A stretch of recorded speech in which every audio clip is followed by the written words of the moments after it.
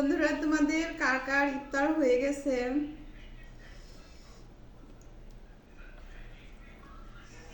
দেখো, আমার বাবু কথা বলেছে। পিকু বাবু, নিশ্চয়ই তোমরা শুনতে পেয়েছো। ও বলছে যে ইফতার তো করেছে। ও জানাচ্ছে যে আমি ইফতার করে ফেলেছি, আজান হয়ে গেছে, তুমি পারো নাই। আমাকে বলতেছে শাহনাজ তুমি পারো নাই।